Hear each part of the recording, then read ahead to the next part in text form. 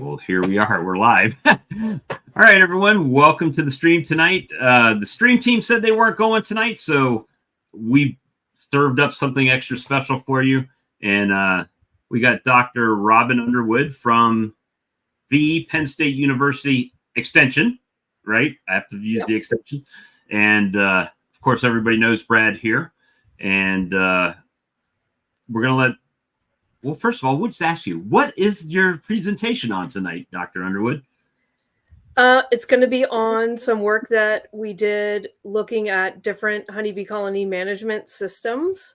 So first, I'm going to tell you about a paper where we studied beekeepers to ask them about their management and how they define themselves. And then we decided to go ahead and look at their results of their survey questions in a side-by-side comparison. So this is funded by USDA NIFA OREI, which is sort of an organic program. And yeah, we're really proud of the results and excited to share. So the first thing you had to do was take a beekeeper psychological profiles. Will you share that study with us? Because that would be very interesting. Yeah, actually, Extension is quite interested in studying, sociology and how you get people to change their ways. Beekeepers are very stubborn. No, not us. Never, ever. Yeah. Well, I don't see your slide presentation at the bottom. So if you want to pop that up, we'll add it. And Brad and I'll drop to the background. And guys, as you're asking questions in the chat, we're going to star them and we will answer them after the presentation. By we mean Dr. Underwood. I have nothing to contribute. I'm sure you will, actually. Oh, well, unfortunately, you know me. All right, so I'm going to add the slideshow here, Brad, and then you and I can dip out of here. Sounds good. And let her take it away. All right, thanks a lot. Thanks for having me on. Tonight, I'm going to be talking about a project that we call Comb, and it has nothing to do with the wax comb in the hives. It has to do with conventional and organic management of bees. And so, we all know that there's a lot of different stressors on our bees from, the placement of them and what pesticides they might be getting into, to the acaricides that we as beekeepers are putting into the hives, to the climate and weather, diseases, viruses, all kinds of things that can affect your bees and their health and how productive they are. And as a beekeeper, I feel like there's one thing under my control, and that is my practices. So that is what I'm very passionate about studying. I really like answering beekeepers' questions, and I'm the boots on the ground. I like being in the bees, sweating, getting stung, lifting heavy boxes. I don't just like to be in my office, and I really don't like being in the lab. So luckily I have a great team of people who can do that lab work for me and give me interesting results to share with you to see how your practices are impacting your bees. So I did my PhD work in Manitoba, Canada, and then I came to Pennsylvania, which happens to be where I was born and raised, but I wasn't a beekeeper here until after I went to graduate school. And so when I came back to Pennsylvania, I started going to bee club meetings to try to get to know beekeepers in my area. And what I saw was that there are some very different types of beekeepers. And in fact, at these meetings, they were not getting along. They didn't like what each other was saying. And so in my mind, as a scientist, I started to try to understand them. And I realized that the problem was these, beekeepers that weren't saying the same things or doing the same things or agreeing had different philosophies. So I started to define that. So what is a philosophy? In general, it's an attitude or system of thought that acts as a guiding principle for your behavior. But in beekeeping, it's really your idea about what your role is as the beekeeper, right? So are you going to be in there intervening, doing things, moving frames around, whatever, requeening regularly, or are you a hands-off beekeeper? These are completely different ways of beekeeping, and they're based on philosophy. And I've also come to learn that it has to do a lot with that human's philosophy toward the medical system, right? And that's something for a future study if I ever want to study humans again. The other thing I do is I'm part of some beginning beekeeping classes, and people come in really with a philosophy, but they don't realize it. And they don't realize when they're learning about beekeeping that some of the things they learn may not align with their philosophy. And they may get paired up with a mentor that has a completely different philosophy. So this sort of continuum was a lot of time and a lot of discussions with a lot of people to just try to put a picture to this idea. And so if you like this figure, you can use it. It's part of one of the papers that is a link that you're going to get when you read about this in writing instead of hearing me talk.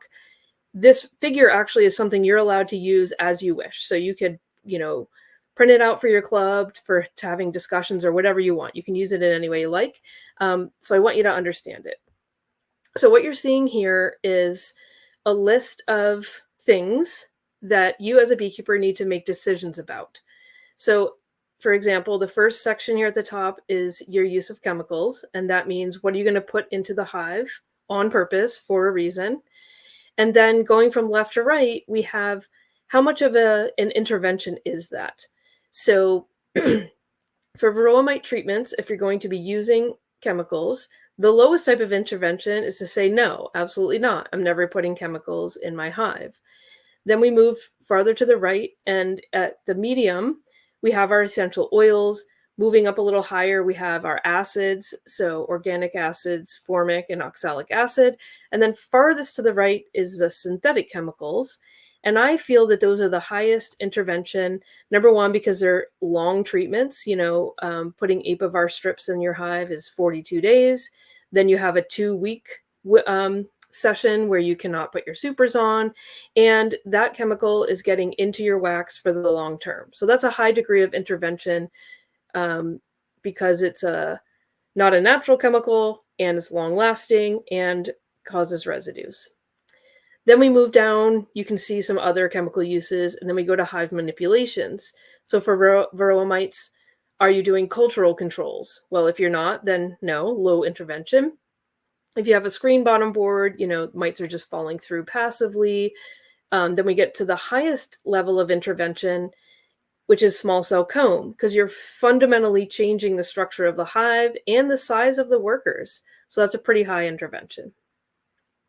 How often do you replace your queen? On. And then what are you willing to feed your bees? All of these things are on a continuum. And when I teach beginning beekeeping, a lot of times most of the time, the answer to their question is, well, that depends, or it's personal preference, right? So there's so many things that you can do. So if you were to hand this out to everyone in your bee club and ask them to circle, what do you do? So what chemicals are they willing to use for varroa mites and small hive beetles? Are they treating for nosema, using antibiotics, et cetera, all the way down? What you're going to end up with is something like this.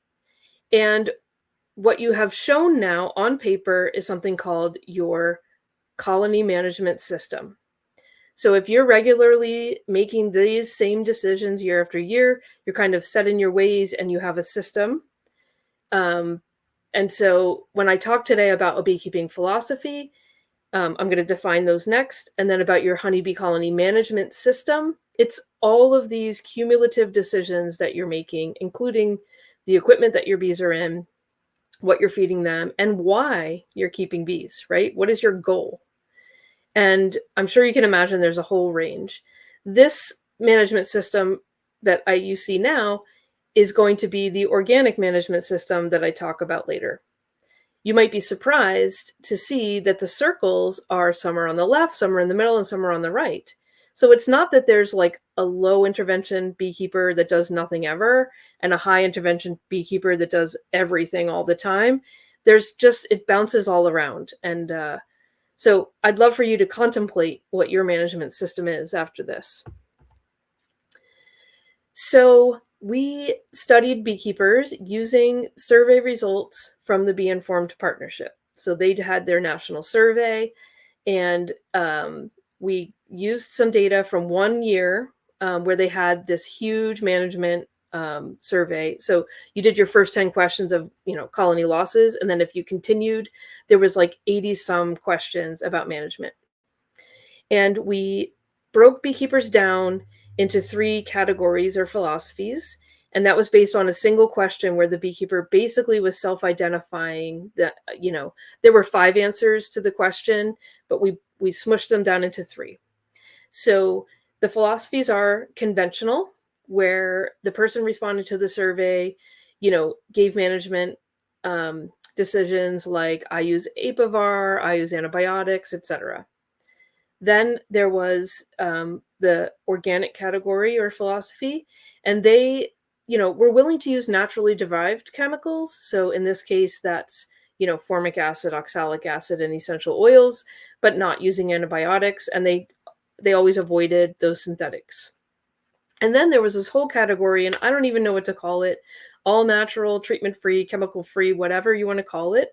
We settled on the name chemical-free. I don't really like it, but that's what we call it for all of these studies. No chemicals were ever put into the hives ever. So this is kind of how we broke down the beekeepers based on one certain question. Then we looked at their management decisions that they reported. So the results are in these weird PCA diagrams. So I'm just going to describe this one to you, and then you can follow the next few. So basically, the topic for this graph is supplemental feeding, and you're going to see dots appear all over the screen, and they're color-coded. So the all natural or chemical-free or treatment-free beekeeper answers are the red dots. The people that were in the organic category are the green dots, and conventional is the blue dots. So throughout this whole talk, you're going to see those colors repeating, and they're always going to be the same. There's like an orangey red for chemical-free, green for organic, and like blue or purple for conventional. Okay, so remember, each dot is a beekeeper. And so what did we see about feeding? So what you can see here is on the left-hand side, clustering together, are the conventional beekeepers. And what you can see in the words written there are that they're willing to feed their bees any carbohydrates. So they said, yes, I feed high fructose corn syrup, I'll use invert syrup, whatever. And also they're more likely to be feeding protein in the form of pollen patties. So then all the way to the right, then we have our all natural beekeepers who are going not to give them supplemental feeding of protein, but assuming they'll find it on their own, not feeding them sugar syrup, but only feeding them honey, etc. So their management matched their philosophy in terms of feeding. So then we looked at the same group. So what did they do then in terms of their goals? So why are they keeping bees, right? And so again, they grouped together, and where the conventional beekeepers are keeping bees, to try to make some money. They want to sell honey. They want to sell bees. We have organic in the middle and the all natural on the right, where they probably don't even harvest honey. The point of keeping bees is for teaching or pollination of their own garden or whatever. So again, looking at their philosophy based on their goals.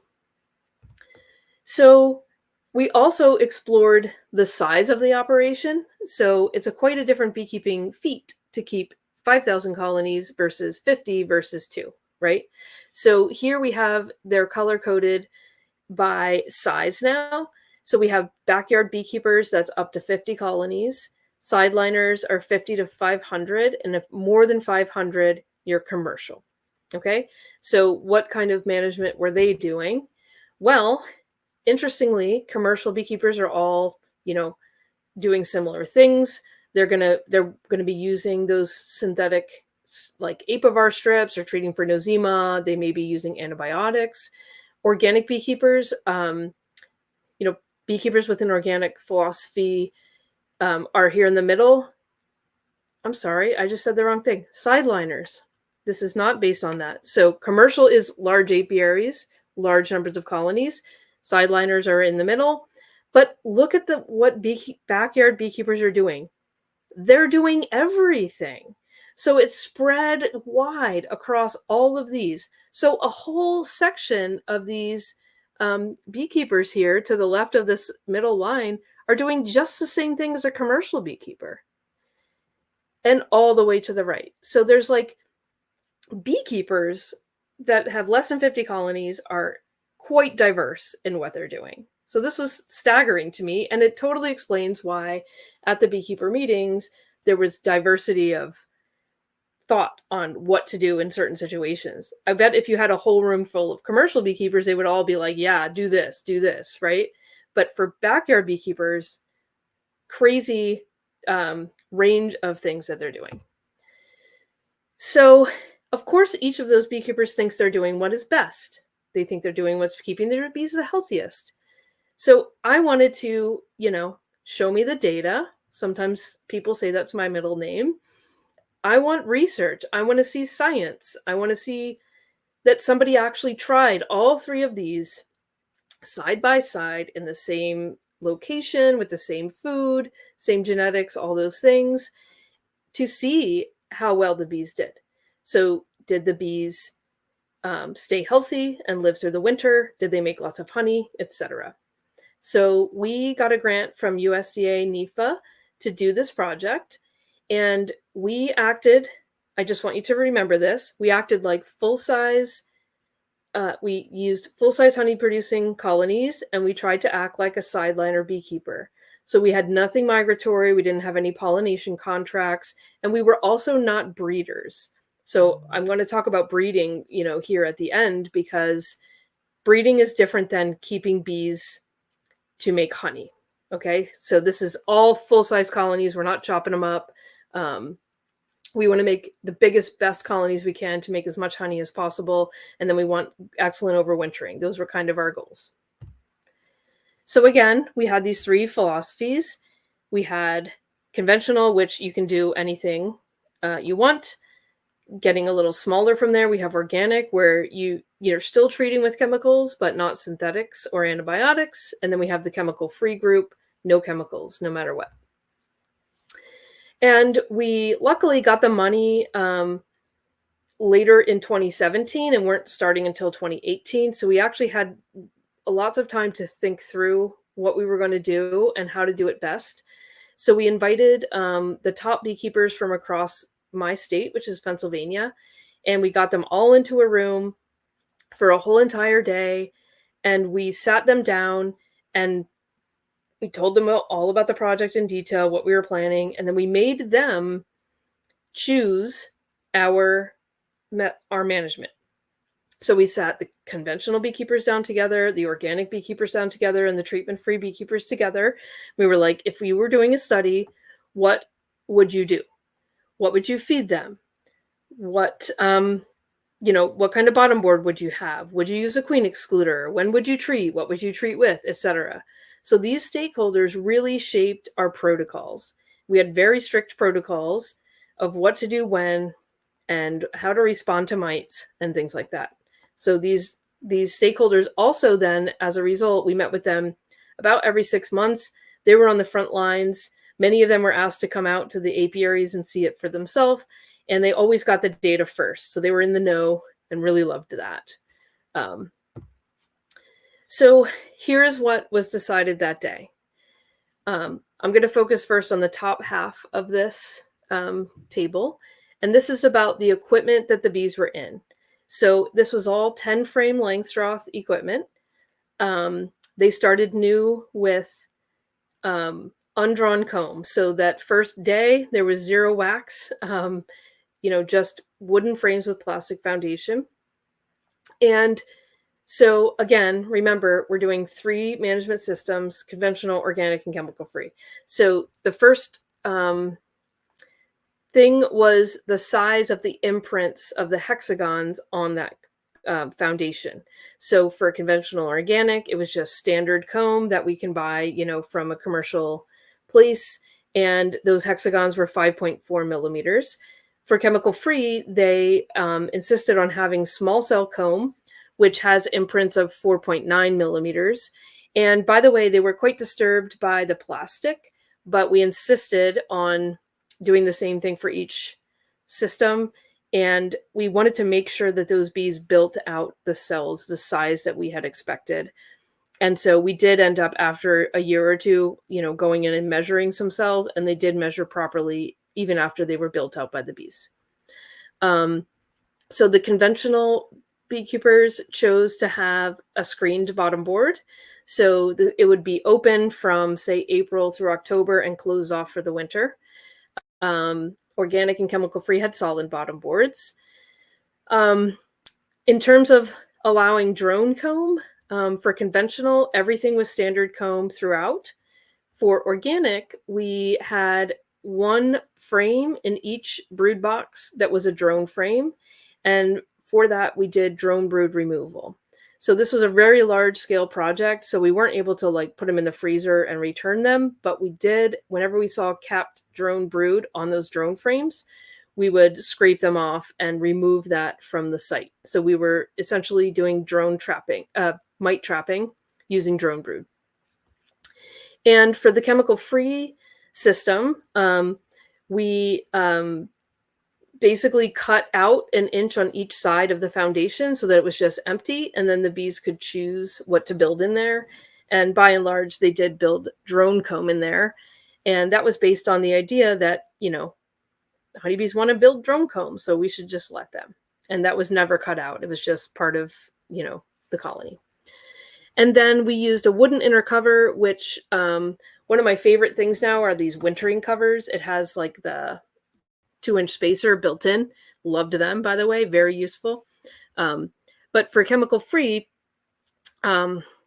we really wanted to encourage the propolis envelope. So there's been some really good research showing that propolis is very medicinal and that the bees will be able to care for themselves that way.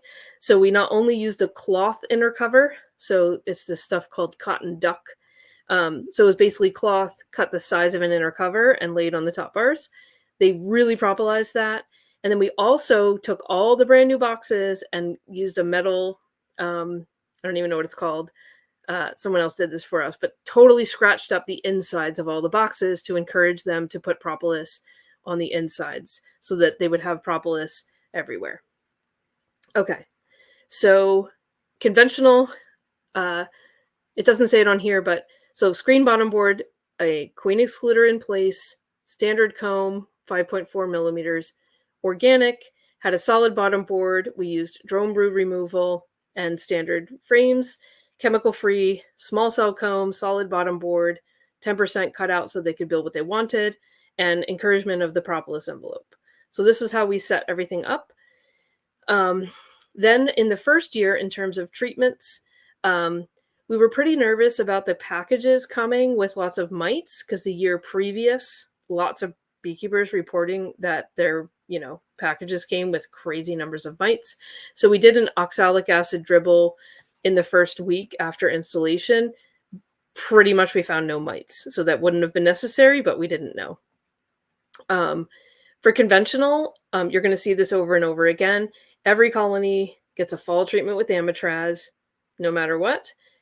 For organic, they got a fall treatment with Formic Pro pads, no matter if they had too many mites or not.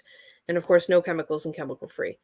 We then went through and did an oxalic acid vapor one time in winter, like around Christmas, in both conventional and organic. And in terms of what they ate, every colony, whenever they were fed liquid, they got ProSweet, which is invert syrup that we can buy from Man Lake. It's a glorious product that I don't have to mix myself. Really thick syrup, similar to honey. It also doesn't go bad in the field, so it's not like you're dumping it down the drain because you left it sit. Anyway, for winter, then of course we tried to have 60 pounds of liquid feed in the comb, but then come January, we would add emergency solid food. So for conventional, that was a candy board with 3% pollen. For organic, it was just dry sugar or slightly moistened, sucrose crystals. And it says here dry sugar if needed for chemical free, but pretty much no one ever needed to be fed. So that was brand new colonies on foundation. The second year, when we have mature colonies, it was a little different. The mites had built up and they had lots of comb available. So we had a different system. And so for the second year and third year, we would monitor mites every month. And if one colony in that treatment, in that apiary, got over 1%, we would treat all the colonies in that apiary the same way. So early on in the year, we would use oxalic acid vapor. Later on, we would switch over to Formic Pro. And then in fall, again, conventional would get Apivar. And organic, because we were very concerned with rotating chemicals, they would get what they got for fall treatment would depend on what happened over the summer. So if we used oxalic acid and then Formic and Formic a second time, we absolutely wouldn't use it a third time. We would switch over to Apiguard, which is your Thymol treatment. If they hadn't gotten Formic yet, because they never got over the threshold, then in fall they would get Formic. But basically the organic system would rotate oxalic acid, Formic acid, and Thymol as needed when they get over threshold, except everybody got treated in fall. Okay, I hope that all makes sense. I know that's a lot and really boring slides, but we have to just kind of understand these management systems. So here's a summary of all that. So you can see the setup with the equipment. You can see whether they had a screened or solid bottom board. You can see the drone brood in organic. You see the queen excluder. And then at the bottom is sort of our calendar of events for when treatments would occur. And this does appear in the other paper that describes this research if you want to have a different look at it. Okay, so this work took place in both Pennsylvania and West Virginia. Each star is a farm. So there's 8 farms, and they are all organic, certified organic farms because the granting agency insists that all of their work occurs on organic farms. And so each farm then had 3 apiaries. You can see here on the right, 1, 2, 3. And then within each apiary, there were 12 colonies. 4 started in 2018 as chemical free, 4 would be conventional, and 4 would have the organic management system. And what I want you to notice is that the order of those from left to right, in these south-facing apiaries varied, because we all know bees drift, and we didn't want some treatments to always be on the ends to receive and get stronger and the middle one to suffer. So in a region, so say, central PA, there's actually 6 possibilities for left, middle, right. And so there was 1 of each in the region. Okay, so the bees arrived in April 2018 as packages from Georgia, as Pennsylvania beekeepers do to start new colonies. And I'll just keep going. Then later in the summer, we requeened all of those colonies. So we would have loved to start with 300 treatment-free, best genetics packages, but you can't very well ask a beekeeper like that to create that when they didn't know until November 2017, and they would have been needed in April 2018, right? It's winter. So we did the next best thing, which was get Georgia packages, get them to build comb for us and build up. And then we replaced all the queens in every single colony with sister queens. So these were bred by a beekeeper in the Poconos of Pennsylvania, Devin Paderewski. And he had a colony that lived in a soffit of a house for 4 years, then totally unmanaged, untreated. He then did a cutout and put it in normal equipment for 3 more years, untreated, and they survived. So we did not know if or what mite resistance traits they may have, but we knew that they were surviving, without any chemical treatments, because I was really, really hopeful. I really wanted to show that this chemical-free management system could be done. I know there are people doing it. I also wanted to do it. And so these are sister queens that were then open mated all in the same place. So they were as similar as possible. We really wanted to make sure that any results that we had were due to management and not due to genetics, because genetics can play a big factor. So they all had the same genetics by the end of the season in 2018. Every month from the day the packages arrived through October, and then each year, April through October, we would do an alcohol wash to monitor varroa mite levels. We also, in the fall, so this would be after all of the fall treatments, so this would be in October. This was the state of the colony for the winter. So we would do one big day where we would do a snapshot in time. We would take an alcohol wash. We took bees for nosema analysis. We took other bees for lab testing of their immune systems, their vitellogenin levels, and their viral loads to give a really nice snapshot of if this is how your colony is in October, going into winter, how likely are they going to be to survive? We also measured honey production very carefully in each individual colony because we wanted to see how much honey they were making with these management systems. And of course, overwintering success was measured. So if they were alive in October, were they also alive come April the following year? And now it's time for some results. So this is just a summary of all the 3 years together. And what you can see here is this is on a per apiary basis, so keep that in mind. And what you're seeing is sort of an average. This is in kilograms, not pounds, so you have to like double it and then some. What you're seeing is the average with the standard error. So a larger bar means there was like more variation between colonies, and a smaller bar, less variation. And there's letters on the top. So if 2 bars have the different letters, that means statistically they are different from each other.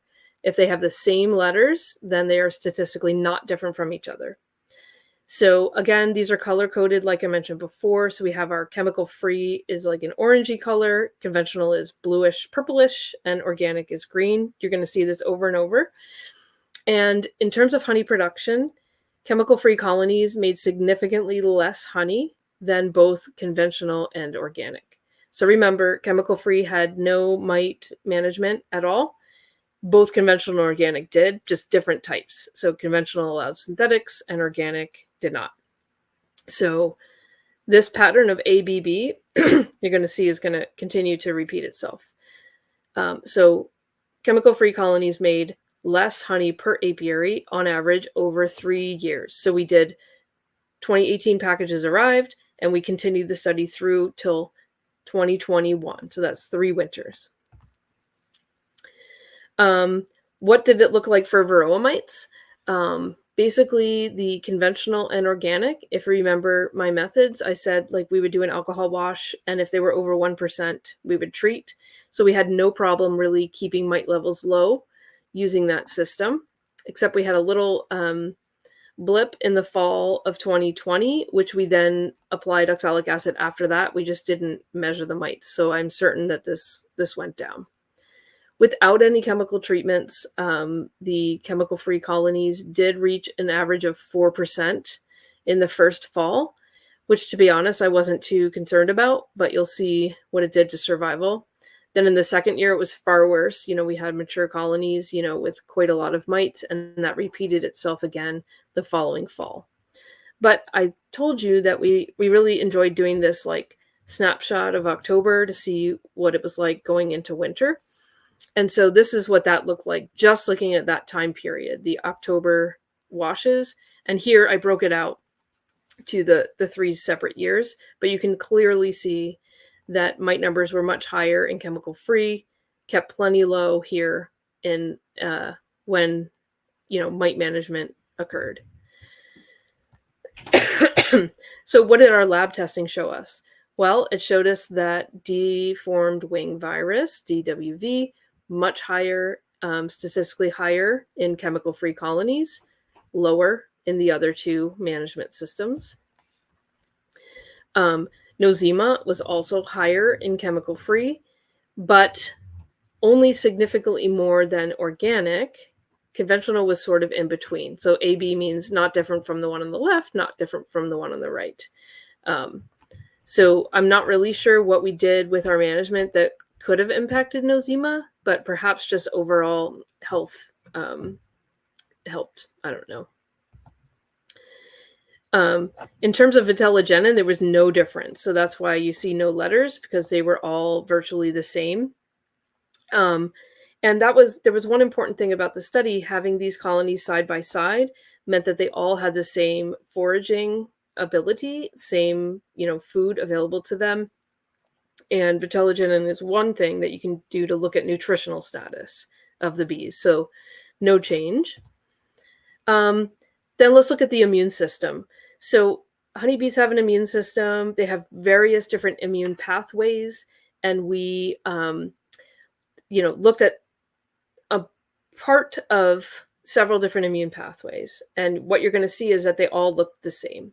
The chemical-free colonies had their immune systems reactive compared to the ones where mites were managed. So defensin 1 is one of those tests, significantly higher in chemical-free colonies.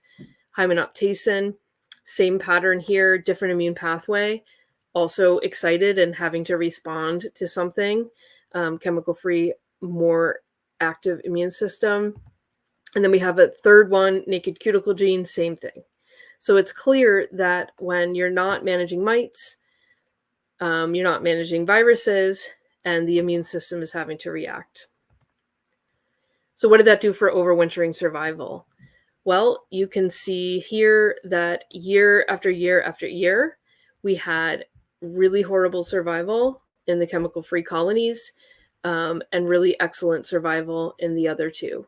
So the survival using these two management systems was always 82% or higher, where at the same time, the survey results for my state were showing 40 and 50% loss on average from the beekeepers around the state.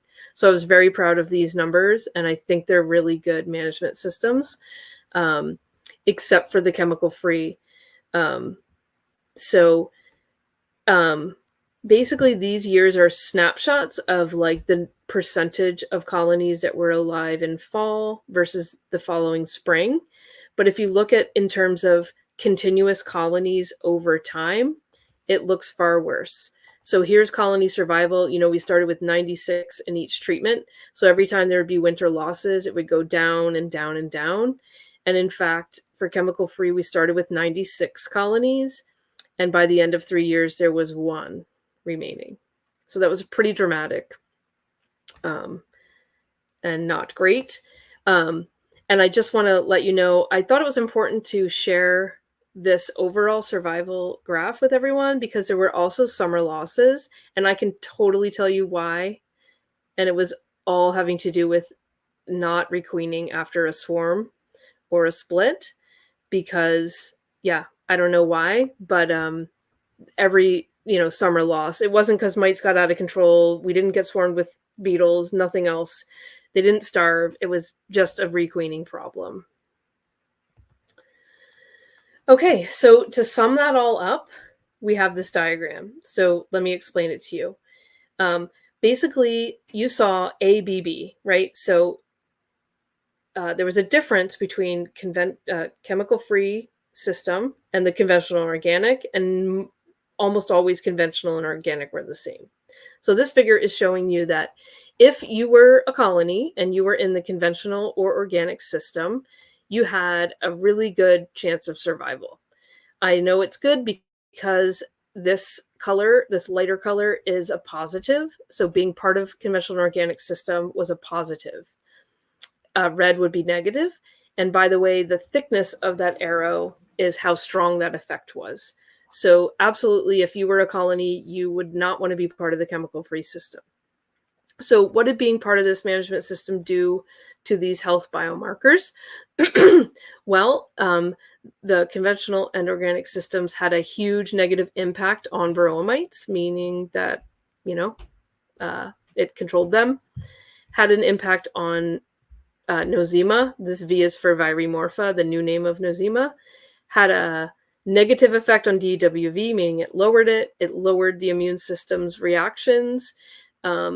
So that's really cool. And then what happens then from the middle to the right, where you're looking at, well, okay, if you have more mites, it has a negative impact on your survival. If you have more nosema, that's a negative. If you have more DWV, that's a negative, etc. So this is sort of just your summary of everything that I told you. So let's look at it a little bit differently. I also am in the process of writing up a new paper about the economics of these three systems. So what does it mean for your bottom line in terms of how much money you're spending and how much money you're bringing in? And for that, we only used 4 of the farms. So 48 colonies was the goal, to have like 4 operations of 12 colonies. And in terms of survival, you can see that it was not really a problem to hover around the goal number of 48 for organic and conventional. But for chemical free, despite our best efforts, splitting, trying our best to bring those numbers back up, they just continued to go down and down because of those high overwintering losses. And so what did this mean in terms of money? Well, what you can see here in the top left are our costs. So starting brand new colonies with, buying bees and feeding and feeding and feeding this first year of 2018, lots of lost money because it's an investment year. And then the costs really diminished after that. So there was like a little bit of feeding, a little bit of money for treatments. In terms of income or revenue, really almost none in the first year. Of course, new colonies on new foundation aren't really going to make honey, and you're not going to be splitting them to sell nukes. But in the second and third year, yes, there was revenue from both of those avenues. So great honey production, and we would make splits and nukes, and if it was over 48, that would be sold. And so we made lots of money. So if this were a line graph, what you would see would be at the beginning, everybody is down because you're making an initial investment, and then the money increases over time. And what you can see is that organic has a little bit of an edge over conventional. So you would make a little bit more money. And by the way, this is using numbers with honey costing the same. Also, please note, this is not USDA certified organic honey. It is just a management system. There's still a lot of work to be done to look at the areas where the bees are kept and whether those are clean, because that's a huge part of certification, is having a vast area of land that's clean. So this is just organic honeybee colony management. So I just want to make sure I remember to say that. Okay, so let's summarize before I go to questions. I think it's critical that if your bees cannot manage mites, the beekeeper must do it. So I would love to see that people have VSH bees that are controlling mites all on their own. I'm not saying you have to use chemicals, but I do feel very strongly that mites must be monitored, because animal husbandry and animal welfare are really, really important. And I'm not okay watching bees suffer.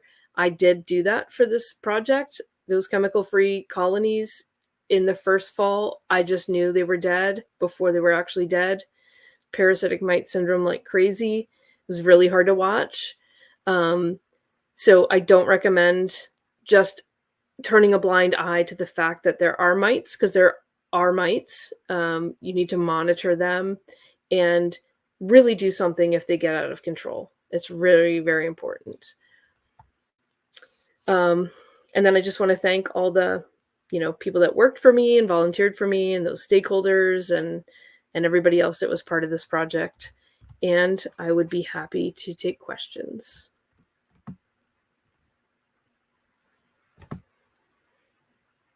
I will come back and add Brad back too here. And we're back.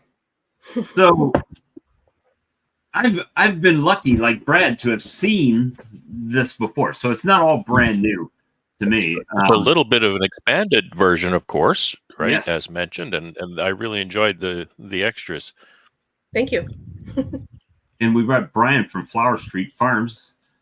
Brian asked to come in because he's studying for his master beekeeping certification, right?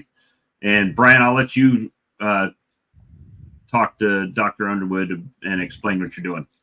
Sure. So I'm in the Master Beekeeping program with the Colorado State Beekeeping Association, all around the UBO assay and finding VSH genetics here in the Colorado area, with a long-term goal of trying to create like a collaborative breeding program between small, like sideliner beekeepers to get that opportunity to get some of that cultural resistance of those genetic bees. That's one of those things at the bottom of the IPM pyramid that's foundational, but it's one of those hardest things to accomplish. So we're trying to build kind of a network of people here in Colorado that are working to improve the genetics of the bees in our area. That's awesome. I'm also trying the same thing. So I run a program that's called EPIQ, EPIQ, Yep. where, teaching people to be queen producers and then teaching them how to make selections. And my goal was to get lots of sideliner queen producers, right? More, local queens. And I really hope that our next step is going to be a collaborative breeding effort, right? So, now that they understand good animal husbandry, which by the way is more important than anything with queen rearing, being able to make those selections. And maybe I'll announce something special here, Bob. So, my partner Kate Anton in the EPIC program, and we just found out we got another grant to run a whole program just teaching about drones, drone production, and finding DCAs and all of those things. So we're going to have a new program. It's going to be called Dude. I love it. I love it. So is that an acronym? That's awesome. It is Deep Understanding of Drones Education Program. There you go. Nice. Congratulations. Because everyone just worries about queens, and they think the drones will just come. And I really think we can do better. We should be selecting our drone talk a little mothers. bit about the EPIC program, Robyn? We spoke actually in New Orleans a little bit, and I expressed interest in it. But as you talked about it, it sounded like you were in the middle of the program, and it wouldn't be a good fit for me to try to jump in. Will you talk a little bit about what you've been doing with that? Is it a one-time shot? Are you going to repeat it? Kind of talk about your goals and then the future direction with that EPIC program. Sure. It was kind of a one-shot deal. We've been meeting with a network of beekeepers since June of 2022. So we've been together a while. The group has really shrunk because it's a pretty intensive program. We meet a lot, we read a lot, watch a lot. But it's been fantastic, and nobody wants it to end. But we are going to end at the end of this season, and then we're just going to go right into Dude. Right. So, but I imagine one of the coolest things about a program like that is just getting those people together that are committed to that. So when the program ends, they can actually continue that collaboration. They can network each other. They can lean on each other when they have problems. Doing it in isolation is really hard. And I think that's one of the benefits I've had through the Master Beekeeping program. Colorado's huge, but I've gotten to meet other Colorado beekeepers that are really serious about what they're doing and learning about it. So I bet that'll be a great outcome of the EPIC program too. Like people will network, and I'm sure they've already made friends with each other through all the projects and sharing and everything. Yeah, at first we were a little bit protective of everyone, and we ran things as webinars, so they didn't get to meet each other. But a few months ago, we just opened it up, and now sometimes we just have breakout sessions where we just all talk, and so it's become that for sure. So how would people like me who would be interested in the Dude program know about it as it's coming out? Well, we just found out, so now we have to sort of structure the program. We'll probably write something up for American Bee Journal, inviting people to join and things like that. It's not going to start for a few months, several months. So we just kind of have to get our ducks in a row first, and then we'll be inviting people. So. Well, if you're hiring, Just saying, I've got some skills. Well, So- Epic really helped us to like understand what we can handle too. Like people are like, what if 2,000 people sign up? I'm like, that's fine. But we weren't there yet in 2022. I was like, I don't know, 200, that's all we can handle, you know? But now we understand that unfortunately the workshops are going to be in Pennsylvania, but like, heck, if people want to pay for their own travel to come to a workshop, more power to you, right? Yeah. I'm not going to worry about that. That's your decision. Tony C said, you mentioned you requeened. Did you use VHS stock, not beta? No, if you remember, I used sister queens from that colony that had lived for 4 years in a soffit and 3 years treatment free. We did not test for mite resistant traits, but we knew it had something special, but clearly not enough because they did not survive.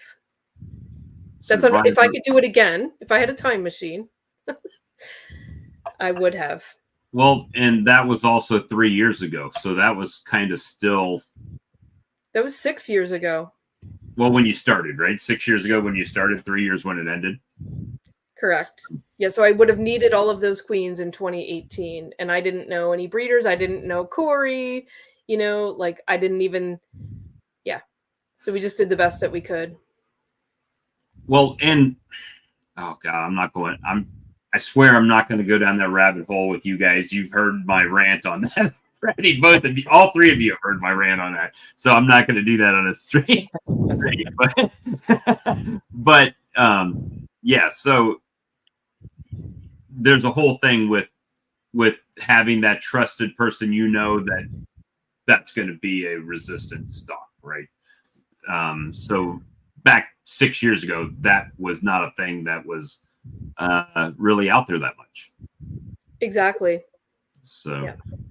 I think at that time, Ray Oliveras was talking about a Saskatraz, and that was kind of the first that I was really hearing about a hygienic behavior and, you know, bees that were specifically segregated from everything else to hopefully have a resistant bee. So, yeah, it's hard to line things up, even when you start getting, let's say, 2,000 people for the dude studies, right?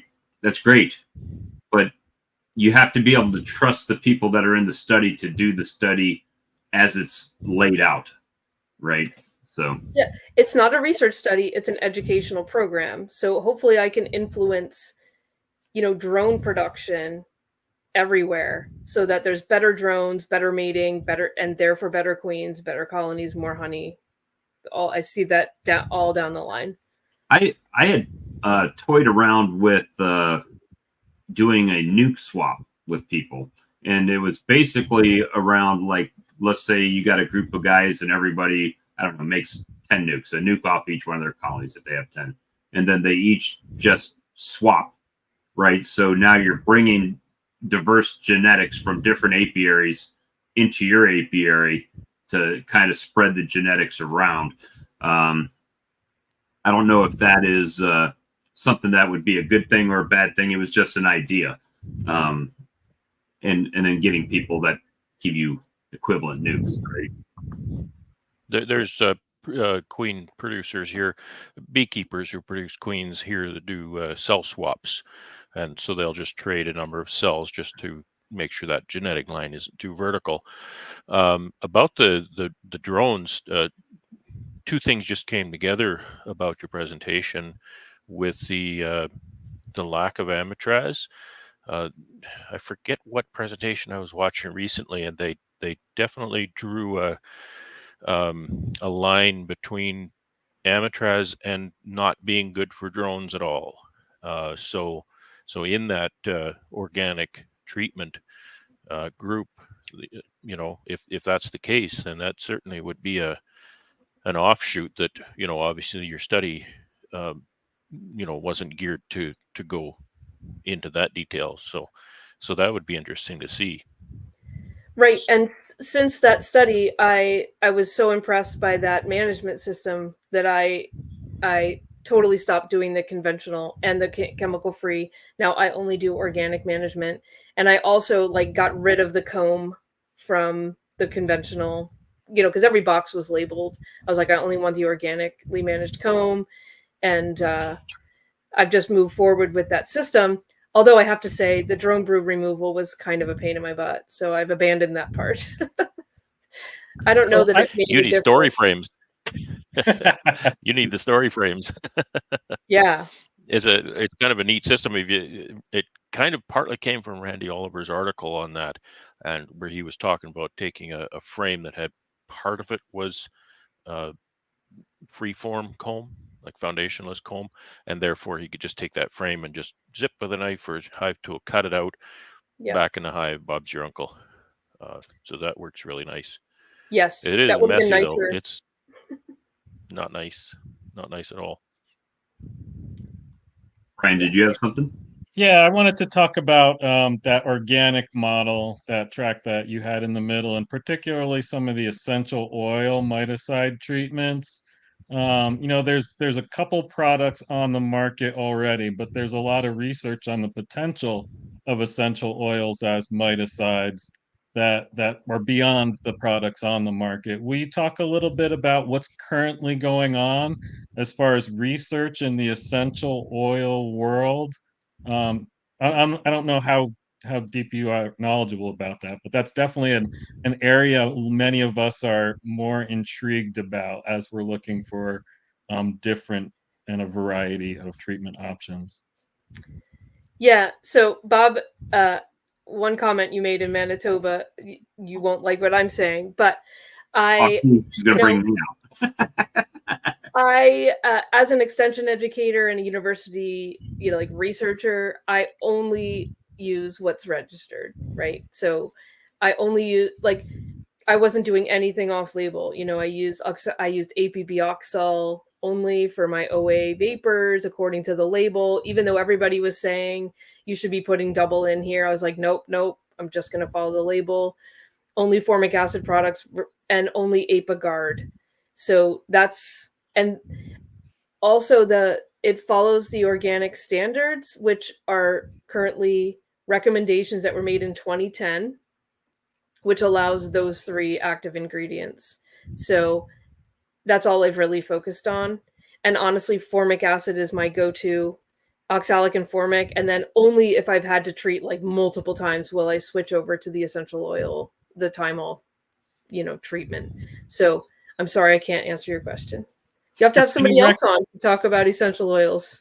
So I know I've played around with APA-Guard a little bit, and I'm trying to find that place where it doesn't shut the queen down. Do you know of any papers or data that might lead me into the right direction? I was just going to play around and experiment with a couple different colonies and a couple different dosages, but I'd like to gather some information first.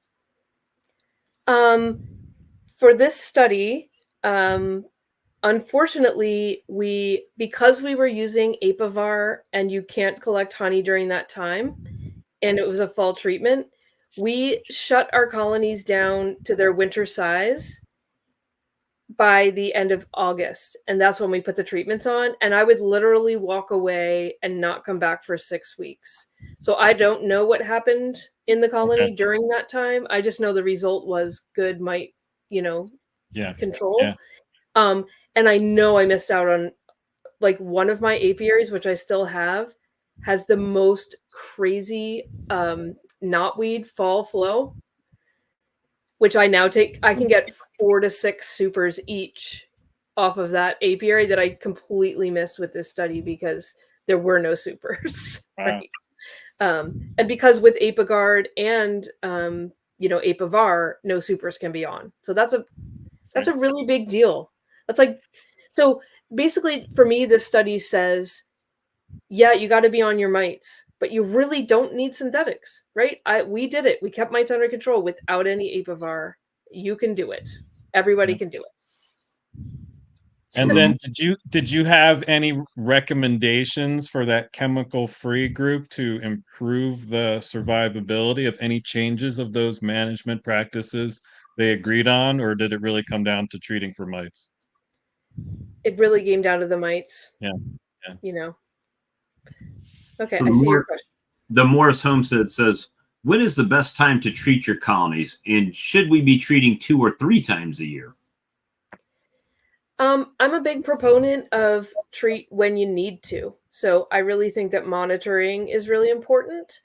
Throughout that study, we didn't see many mites before July. So this is just Pennsylvania, right? So I've sort of started being a little lax early in the season with my sampling. I just assumed that if I had mites under control last year, that they're not crazy. So the best time to treat is when you need to, when they're over threshold. But I really think that fall treatment is really critical. And to me, you need to get the mites under control before the winter bees are created. So for me, by the end of August, those mites need to be completely knocked down so they have all of September and part of October to make winter bees without them having holes poked in them and viruses activated, right? So when it's October and people are going on Facebook and saying, "What should I do to winterize my bees?" I'm like, go back in time and control your mites in August, right? Like it's too late. And people are like, "But I treated and they still died." Well, when? Did you wait until October or September? Like that was also too late. So the best time to treat is, I would say, 6 to 8 weeks before your queen is going to shut down for the season. So, if you can use your area to determine when that is. But for me, it's second half of August is when treatments have to occur, because by the second week of October, there's like no brood. Hill High says, was there any noted differences between Pennsylvania and West Virginia farms? Did location play any role? I don't think West Virginia was different, except what I didn't tell you was by the end of year 2, they didn't have enough colonies to continue in this study. So they had much worse overwintering generally in all of the treatments. I couldn't tell you why that is, but that's what happened. I do know location does matter in terms of feeding and things like that. So it did affect how much we had to feed. So it affected the economic analysis a little bit, but yeah, not too much different.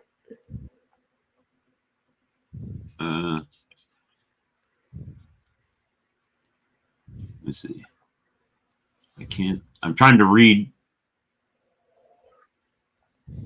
All right. So Ian said something here.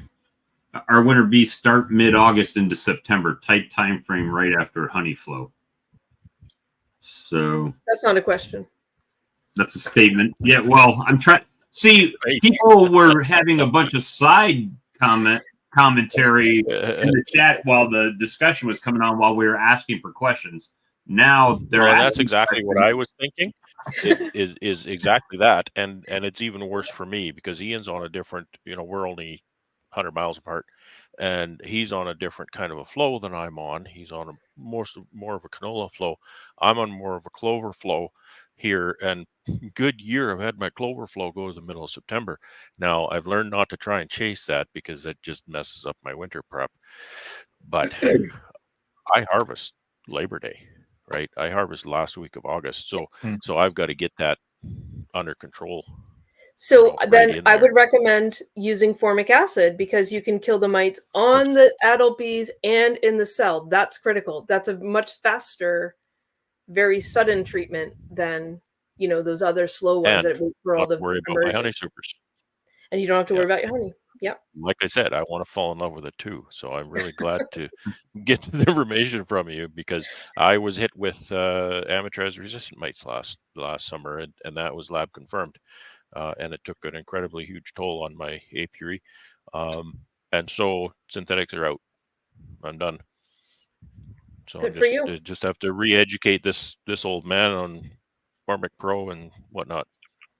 And I've always been a fan of Apigard, but here in Colorado, I'm pulling my honey supers like mid to late July, and the temperature is still way too hot. So I'm looking for that window. I'm looking at the weather constantly.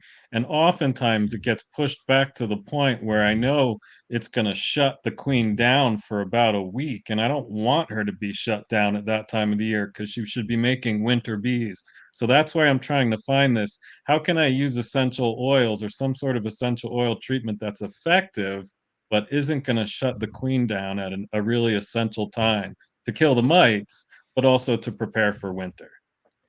So do you have a dearth? Yeah. Yep. And When's no that? real fall flow. We get one main flow. So what's wrong with shutting the queen down during a dearth? That seems like a great idea to me. But during that dearth, that's when it's still really hot. So to use a product like Apogard is a tricky dance. Apogard top temperature is pretty high. It's like 104. Yeah, I've killed a colony or two with Apogard Wow. below that temperature. Yeah. Hmm. So I've gone down to like 25, is it milliliters? Sometimes even 20 milliliters. You're not following the Yeah, label. that's correct. That's correct. Well, you did say that. But I found, I'm looking for ways to adjust it to make it work because I'm struggling with that. I want them to build winter bees, and it's worked out for me, but I've had small colonies going into winter at times, and I feel like that's been part of the consequence. So am I waiting for the right weather window? Should I look for a different product? But I get the importance of the treatment at that time of the year. I get that, and I get you need a hard knockdown if you do have a lot of mites. You can't just use like oxalic to get the phoretic mites. That's not going to do enough at that time of the year. Right. Oops, sorry, wrong So I one. don't want to say anything like many of those organic people are using Swedish shop towels during the honey flow. I don't want to say something like that, but that might be a strategy that some beekeepers would use as well, to make sure that their mite numbers in August when their supers come off aren't that high. Right. So Roy says, how was the pressure from other beekeepers around the test yards, or is that information that you guys knew about? Yeah, it wasn't bad at all. But each farm had 36 colonies. So that's all, we made our own pressure. And isn't anyone going to ask me about the mite bombs? Oh yeah, it's coming. Well, I Hold was on. going to ask Okay, I'm about that waiting. actually. It's coming. But you had part of your apiary was a good little mite bomb over here, so I was kind of Yep. wondering about that. Here's one from the Mite Bomb Beekeeping podcast. That's my buddy Bruce. Says CF colonies weren't given queens if they failed to requeen after swarming in the summer? ? What about the organic and conventional? Yeah, nobody, no one got that. So if they swarmed or we split them, we were visiting every 2 weeks, so after 2 weeks, if we knew that they had swarmed or whatever, we wouldn't open it. We'd be like, okay, they're requeening, leave them alone. And by the next time we visited, it was 1 whole month, right? So we did see, several laying worker colonies in this situation. And we did the exact same thing for all the treatments in terms of the queens. We would sometimes try, to put brood in. So we were able to move brood from colony to colony within a treatment. So if there was another CF colony there, we could give brood from them, to try to get them to make a queen. So we had all of those efforts to try to save them and everything like that. But sometimes it just didn't work. And also, some of the farms were managed by a graduate student who was a little bit new and sometimes didn't do the right thing in the moment. And then I'd never heard about it until it was too late to try to get her to go back and correct.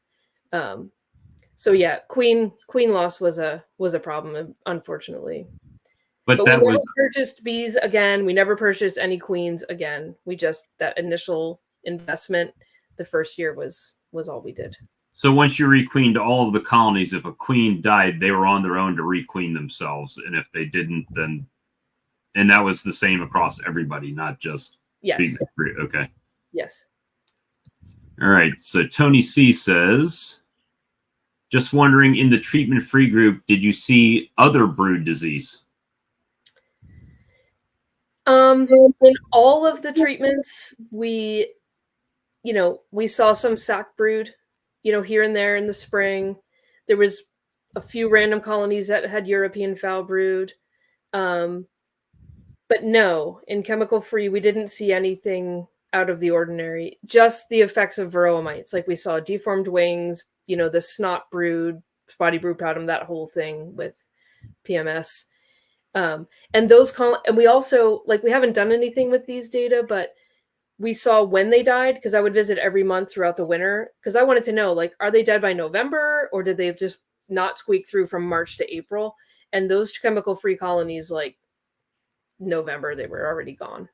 They just gave up. They just couldn't. In October, I'm like, oh, they're dead. They just don't know it yet. It was horrible. All right. So I would love to tell you what this person's name is, but it's in a foreign language, and I don't know. Okay. So can he use?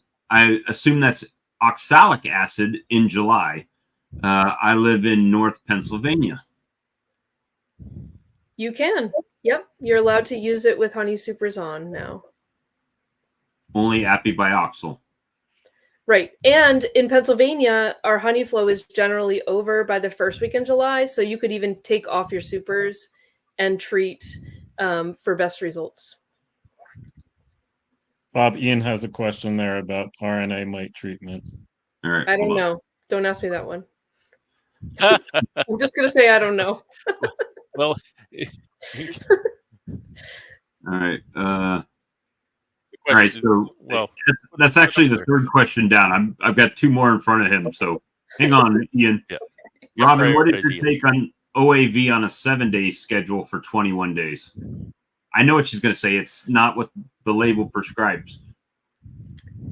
Yeah. No. Now I'm going to get in trouble because I don't know the label. But I tell people that you can do oxalic acid vapor. You should do it 3 times at a 5 to 7 day interval. So I'm on board with that. 7 days for 21 days. Yeah. All right. Was there any brood breaks on treatment free? There were not. So, which is kind of why, we called it chemical free, but yeah, no, we did not do any of those other things that we could have done. Our stakeholders did not suggest that we should do that. So the drone brood removal was the organic group, Correct. Not the treatment-free group. Yeah, Mm-hmm. Okay. Yep. All right, so here's the big one. How does Robyn classify RNA mite treatment? Non-chemical, but not natural acids? Would she use that mite treatment? Would she use that mite treatment product?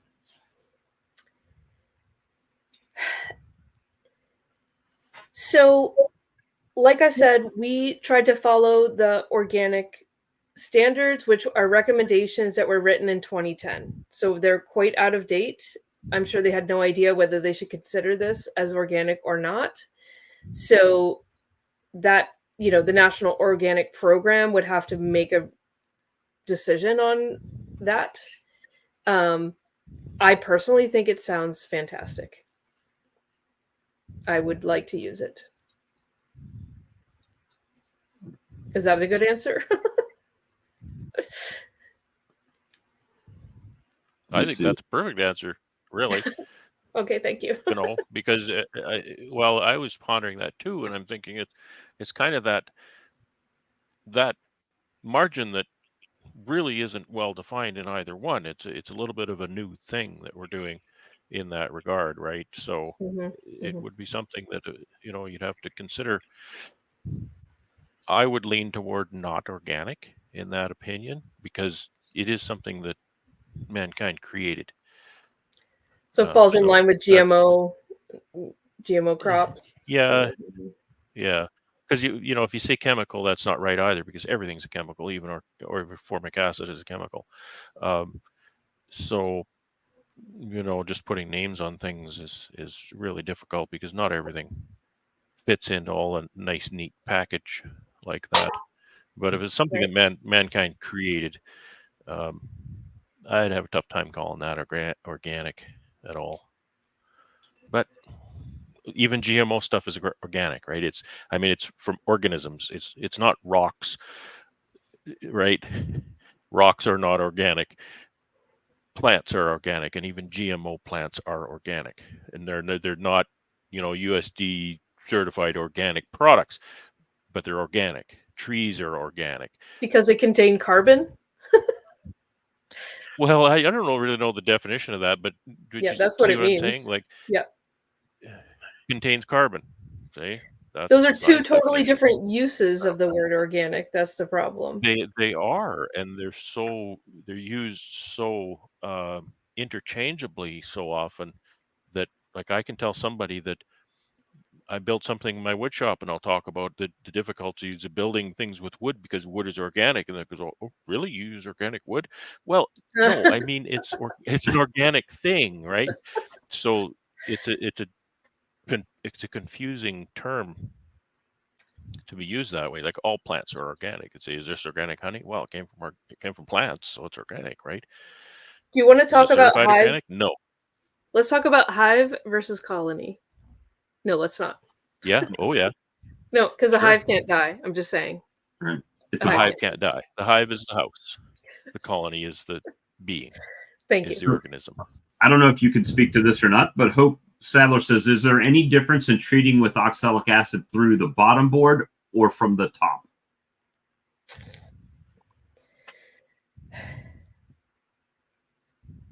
I assume you're talking about vapor? Yes. Right? So, yeah. I mean, I tend to just trust whoever developed the method, that they tried all the different things and found the best one was to, do it from the bottom. Formic acid is better from the top because it falls, whereas OA seems to blow up. I've never tried it from the top because, that's not how I was told to do it by the label. By the label. Aw. Thanks, Ian. All right, so I just had a bunch. Oh, okay. That was Brad making a comment. It went to 3, so it went in the chat.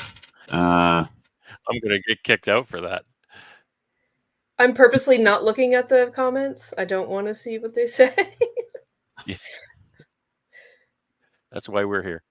Yeah, that's the difference between comments and questions, and some of them are facetious questions, so they don't get brought up. Okay. Robyn, does the state of Pennsylvania offer any grants for beekeepers? Generally, no, but we do have SARE, which is Sustainable Ag Research and Extension grants, and there's different regional SARE programs. We would be part of the Northeast SARE, and I know they're all around the country.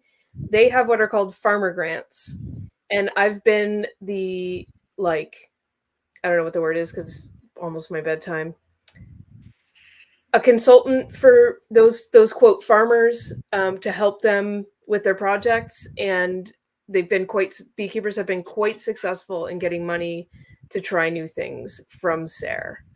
So that's where you should be looking. The proposals are generally due in the fall so that you get the money for the following year.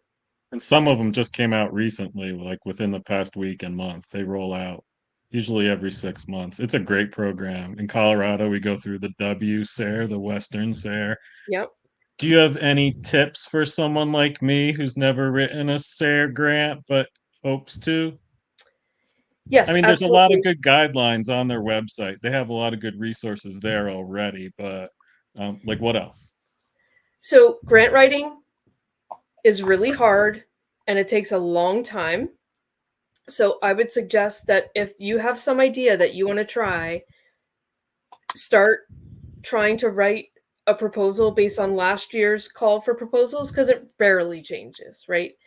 Yeah. So look at it's called an RFA. It's like they're asking for proposals. Look at last year's and start writing. Get yourself, I remember now, technical advisor at a university, and please have them read it and give you feedback, and don't be hurt when they tear it apart because they know what they're doing, right? That's their job. So there's a certain someone who keeps turning in SARE grants without showing it to me, and then getting all mad that that person did not get the grant, and they're starting to get all like Randy Oliver-ish and saying that, it's a conspiracy and stuff. And I'm like, stop.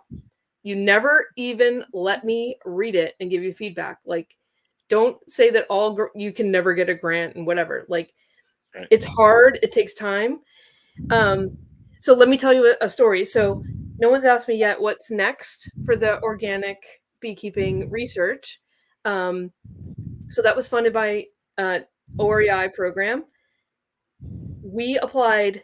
It took us 4 more tries to get the next grant, but we were persistent and we took their feedback and we kept improving the project until we finally got it.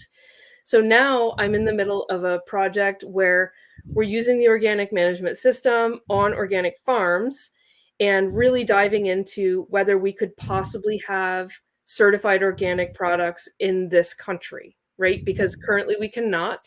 Only Hawaii makes USDA certified organic products in the United States. Nowhere in the contiguous states does it happen.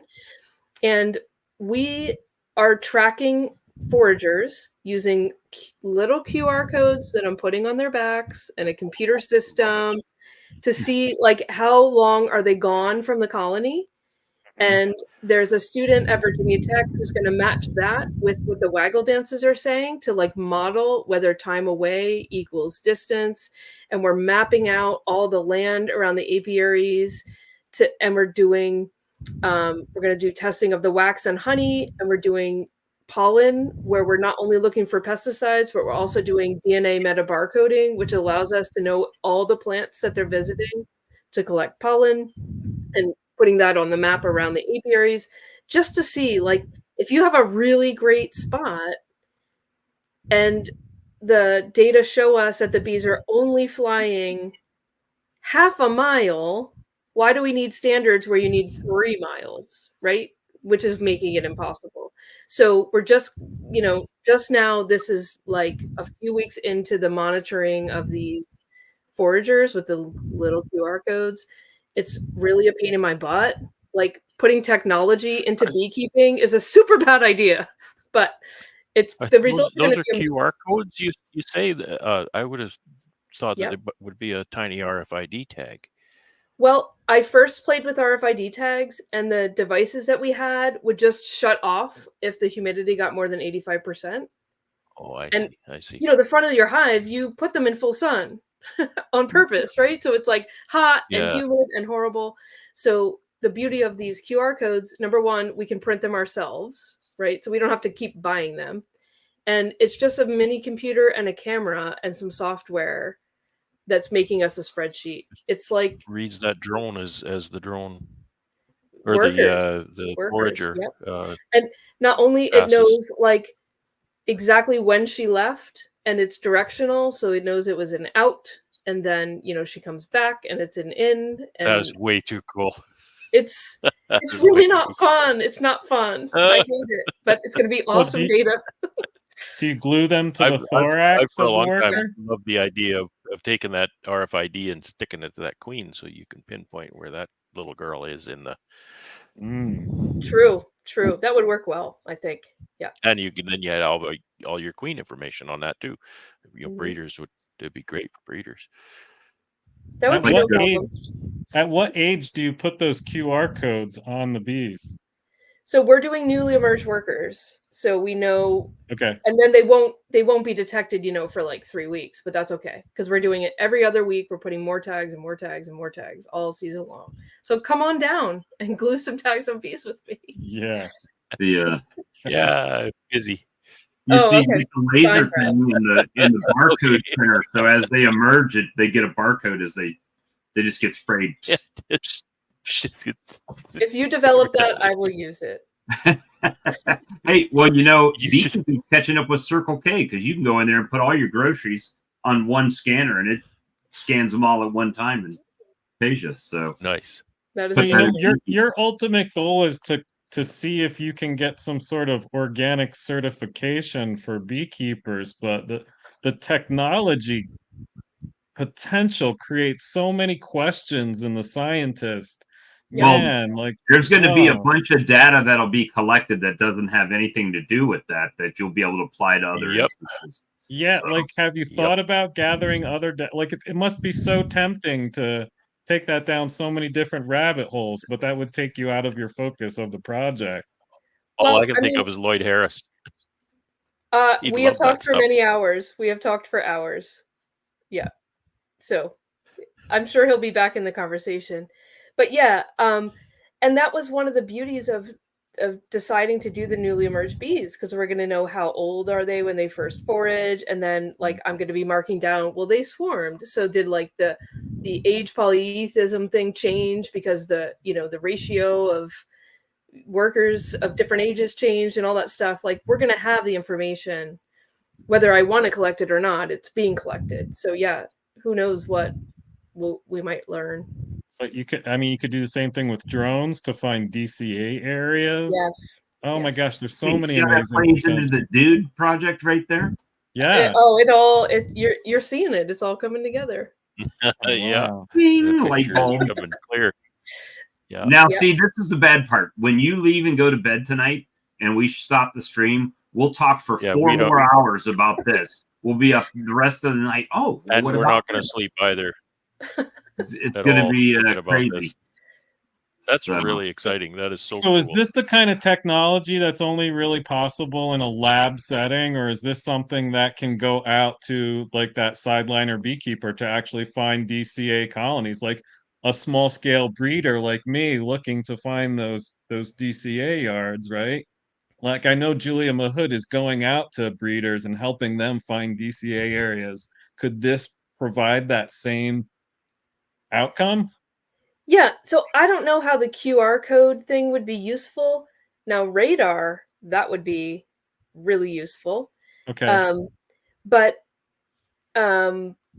learning how to find DCAs, I think, is a really cool and fun thing to learn, right? So Yeah. with the Dude program, we'll be teaching that. And then I hope people find DCAs all over the place. And then they can have workshops for their clubs to teach other people how to find DCAs. And Julia's map can explode with data Right. points. And then we can learn more about DCAs. And then we can do research where we collect drones at DCAs. Like, just the sky's the limit. There's so much potential that I'm very Cool. excited about. The QR codes, I mean, we could learn about like what time of day are drones flying in different regions, stuff like that, without having to stand there and like watch the entrance. Like, wait, was that a drone? You know? So that's Yeah. the cool part. It's automated. You And can tell what time I call shift change at the honey plant, orientation flights, what time they're on average leaving the hive in the morning to start their day, Yep. what time they're coming back, how long are they actually foraging during the day. Exactly. And so we're working with some students, some engineering students, and their goal is to like have a complete workbook and the components you could certainly buy. So you could do this also. Like, that's their goal, is to write a paper to let others know how to do this. And so, I mean, it's going to be a few $100s of equipment, and then you have to go mark those bees. So that's the part no one's going to want to do. But if you do all those things, you also can get the same data. So I feel like that's going to be a product of this research, is just like, how do you do this? And, we could have a workshop on how to use QR codes to track bees, right? Like, so. Yeah, I'm super excited about this. It'll Absolutely. techno. Thanks for sharing that. Yeah, I wouldn't want to be the guy though. I mean, hold on. Hold on, only 99 more thousand to go. But the point of the story was, it took us 4 years of trying to get the grant to finally get the grant. So I encourage beekeepers to look into SARE.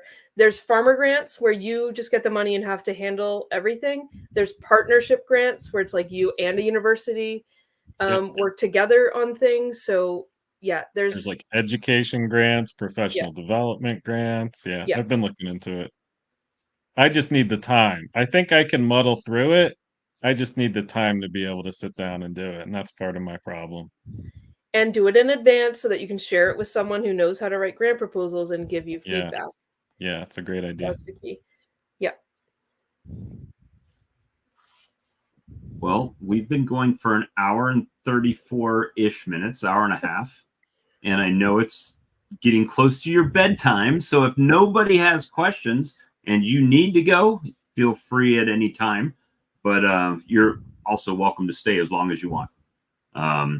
We just usually hang out and chat and, talk bees. But guys, this is how this went down today. The stream team said they were not going to be on today. So I was like, it might be a good time to do a stream tonight. Let me send Dr. Underwood a message, see if she's available.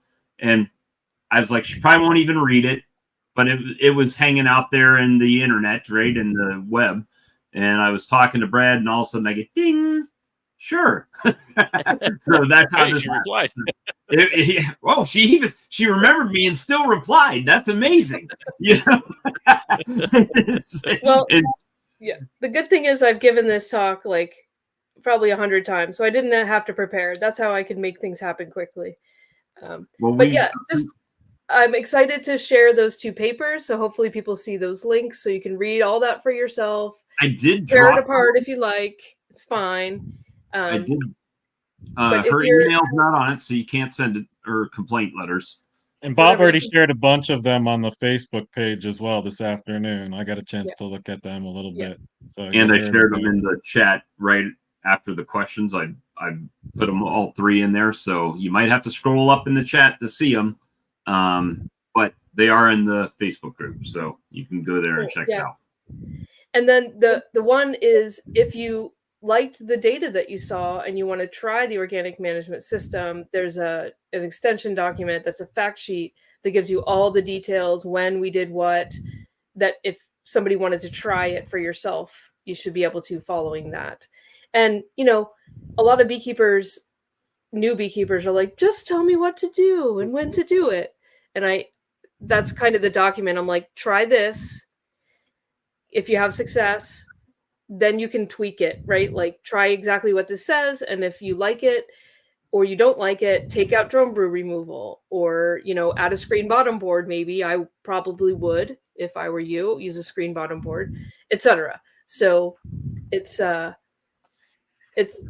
finally a document that says what to do when, I think. But that's like a running joke whenever someone comes on here and says, well, Bob said this. I always know it. They're not speaking about me. They're talking about Bob Benny. So you thought it was Benny emailing you. Yeah, you thought it was Bob Benny sending you a message. You're too polite to say that that's the case, but and Dr. Underwood, that Bob article wants me on his channel. that article you referred to even takes that beekeeper through the entire season, right? So it tells them kind of what to do, when to do, using that organic model. And I think that is a great place to start for beekeepers who are looking for some guidance and giving it a shot and deciding what you like, and like you said, what you might want to tweak and change and what you might want to incorporate into your management system. I think that was one of those articles that I think, some of them are really researchy and university based, and some of that reading isn't so accessible to everybody. But that one in particular is a great one for the backyard beekeeper to get started on thinking about that IPM stuff. And just remember, you have to apply that to your geographical location. Right. Because we're talking northeastern United States. So that timing is going to be different from South Carolina or Florida or Georgia, Colorado, wherever you're at. So just make those adjustments as needed. And you should have a good shot there. Yep. All right. Well, we definitely appreciate it, and hopefully you will come back again.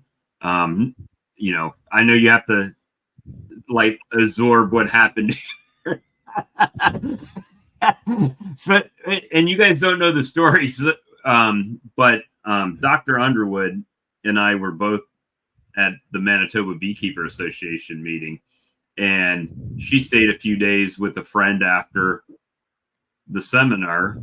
And I stayed with Brad and visited with Ian and a couple of days afterwards. So it just happened that we were both on the same initial leg flight from Manitoba to Toronto.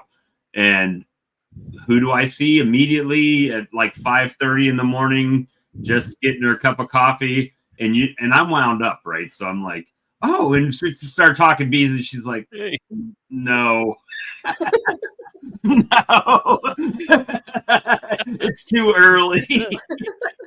But she was a trooper, and she hung in there with me until the plane boarded. But That's a good memory. Good memories, and that's why she was so happy in that photo. That's the thumbnail on the video. She's like, we're boarding, I don't have to sit with them anymore.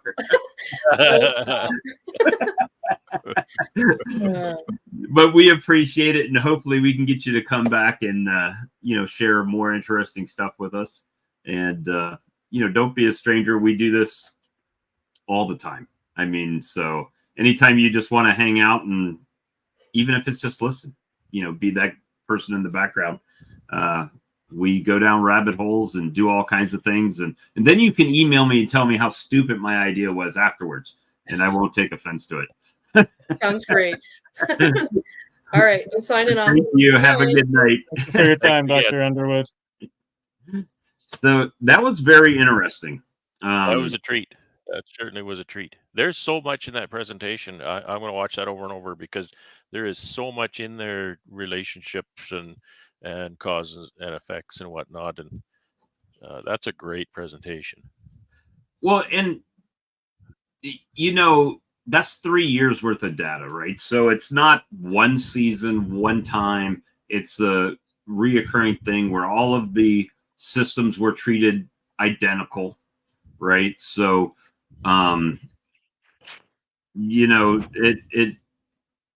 it allows you to get the 10,000 foot view of different things, right? So I'll be honest with you, I was really surprised when I saw that the first time, and that the synthetic treatments and the organic treatments were virtually identical results.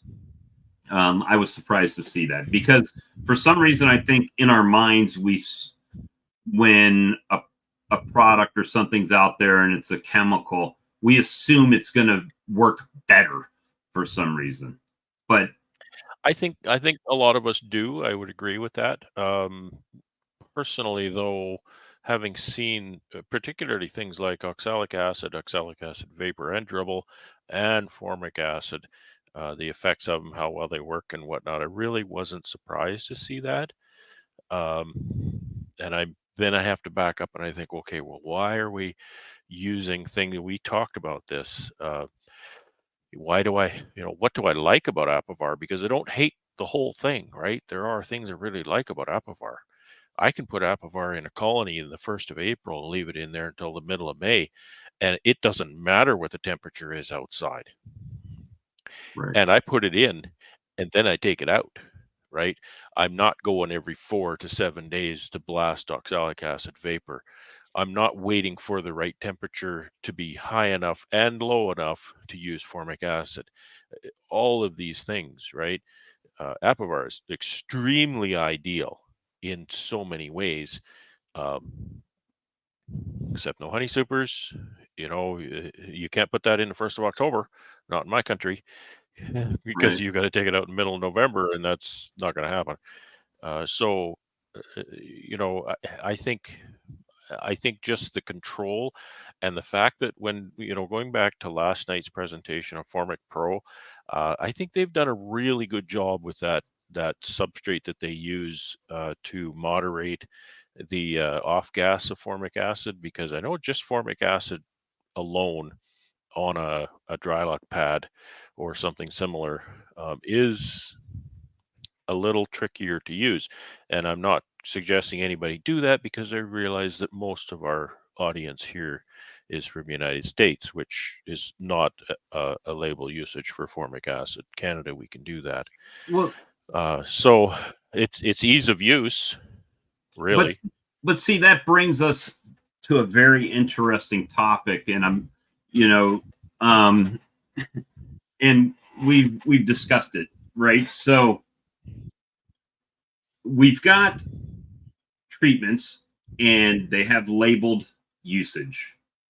This is how you use it by the directions.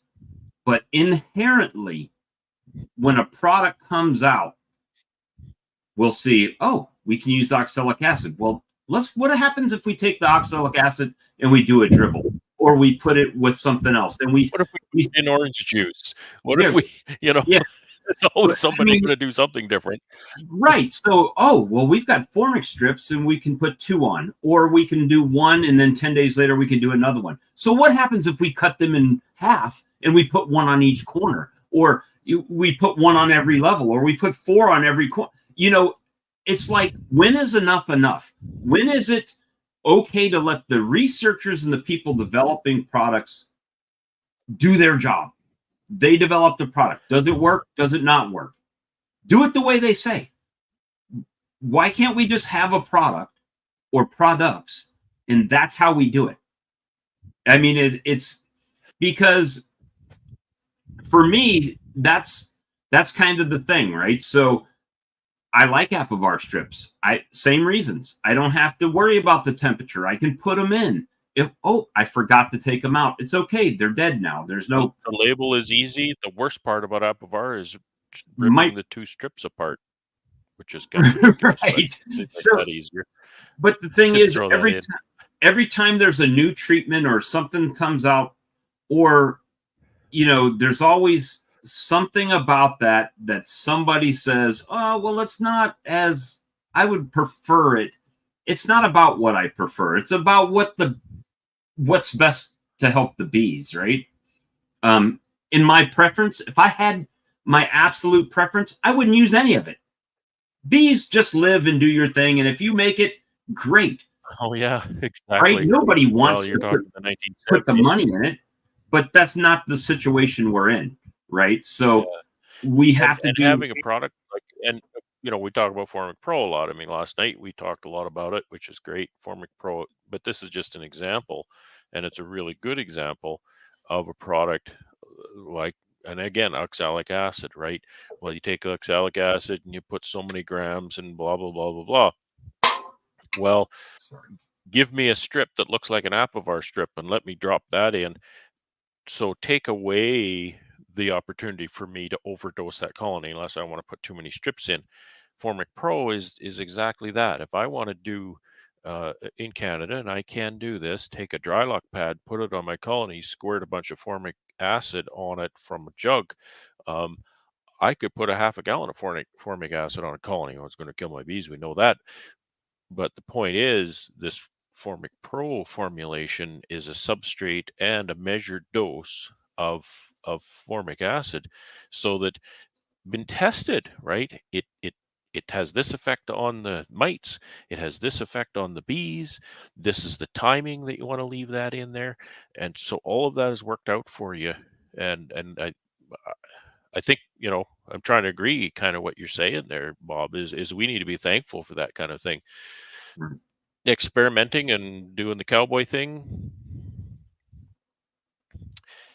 really, you don't learn unless you try things, right? But I mean, I agree with that. Right? Off-label use.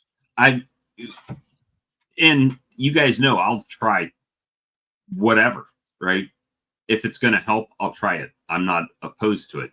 But the thing is that the water gets muddied, I guess is the best way to say it, right? So Brian and I had a discussion on the phone earlier today about the UBO testing, right? It's what we have, right? It's what we have. But what we have, it's as clear as mud. Everything that we do is clear as mud, right? You do it. This is what it says to do. But now it's like, well, did this mean this, or does this mean that? Or,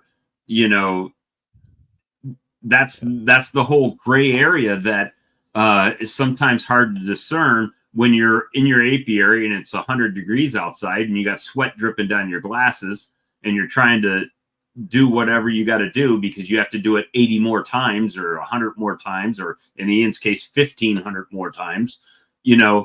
it's the simplicity of some things. We make it harder on ourselves, and Yeah. and I think that sometimes we need to